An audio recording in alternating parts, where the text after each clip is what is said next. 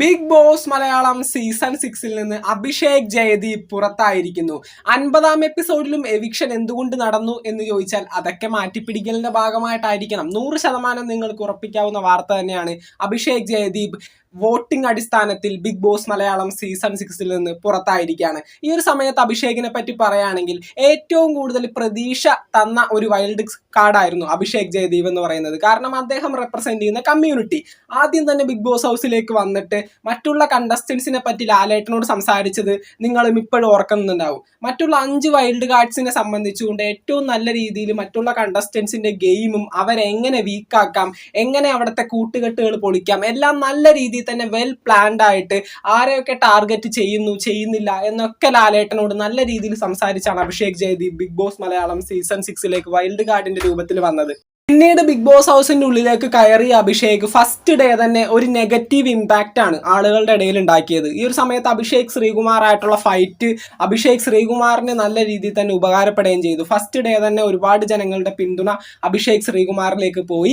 അഭിഷേക് ജയദീപിന്റെ ഗെയിമുകളൊക്കെ ആദ്യ ഡേ തന്നെ അങ്ങാട് ഇല്ലാതാവുകയായിരുന്നു. പിന്നീട് മുന്നോട്ടുള്ള നാളുകളിൽ ഗെയിം കളിക്കുന്നില്ല, ഇമോഷണലി വീക്ക് ആവുന്നു, ടാസ്കുകൾ വിൻ ചെയ്യാൻ പറ്റുന്നില്ല. അത്തരത്തിൽ ജനശ്രദ്ധ പിടിച്ചു പറ്റാനായിട്ട് സാധിക്കാത്ത ഒരു വൈൽഡ് കാർഡായിട്ട് അഭിഷേക് ജയദീപ് മാറി.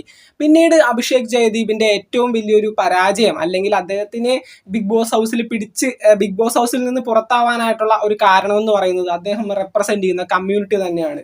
അദ്ദേഹം ഒരു ഗേ ആണെന്നുള്ള കാര്യം നമ്മൾക്ക് എല്ലാവർക്കും അറിയാം. നമ്മുടെ സമൂഹം എത്രത്തോളം വളർന്നു എന്ന് പറഞ്ഞാലും അവരെത്രത്തോളം ചിന്തിച്ചു തുടങ്ങി എന്ന് പറഞ്ഞാലും ചില കാര്യങ്ങൾ അങ്ങനെയാണ്. ഞാൻ എടുത്തൊന്നും പറയുന്നില്ല, നിങ്ങൾക്ക് മനസ്സിലായി കാണും. അതിന്റെ പേരിലും ഒരുപാടധികം ജനങ്ങൾക്ക് പുള്ളിക്കാരന് ഇഷ്ടമല്ലായിരുന്നു.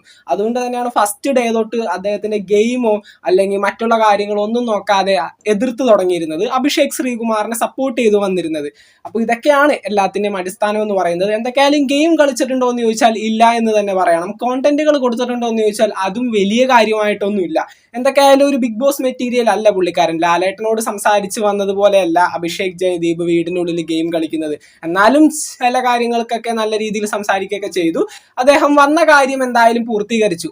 ആദ്യമേ വന്ന് പറഞ്ഞത് എൻ്റെ വീട്ടുകാർക്കും അച്ഛനും നാട്ടുകാർക്കും എൻ്റെ ഐഡന്റിറ്റി അറിയണം, അത് അറിയിക്കാൻ വേണ്ടിയാണ് ഞാൻ വന്നിരിക്കുന്നത്. അപ്പോൾ അതെന്തായാലും അദ്ദേഹത്തിന് സാധിച്ചു എന്നുള്ള സന്തോഷത്തോടു കൂടി ബിഗ് ബോസ് മലയാളം സീസൺ 6 നിന്ന് പടിയിറങ്ങാം.